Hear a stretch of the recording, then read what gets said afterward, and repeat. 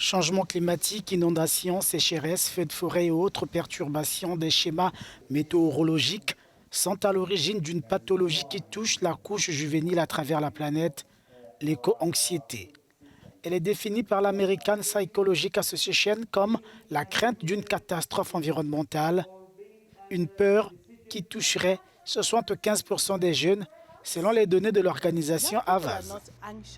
Les jeunes ne sont pas anxieux uniquement parce que l'avenir est sombre. Ils sont anxieux à cause de l'inaction de leurs dirigeants, de l'inaction de leurs décideurs. C'est cela qui est anxiogène.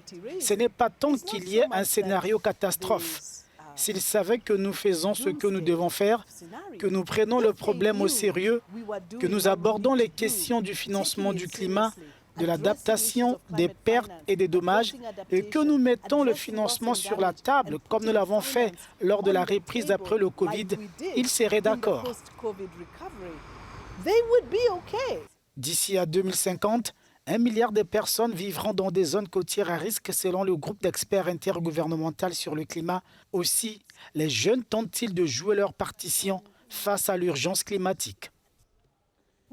Beaucoup de gens disent que les jeunes sont les leaders de demain, mais la vérité est que les jeunes dirigent aujourd'hui et qu'ils n'attendent pas qu'on leur donne un siège à la table. Ils s'avancent et exigent que les dirigeants fassent beaucoup plus. Car si nous, les jeunes, pouvons nous mobiliser et faire beaucoup plus sur le terrain, nous ne pouvons pas faire autant que les dirigeants mondiaux, car ils ont une grande capacité, ils ont toutes les ressources, ils ont tout ce qu'il faut pour arrêter la crise climatique. Les experts du GIEC ont averti. Les effets du changement climatique deviennent irréversibles.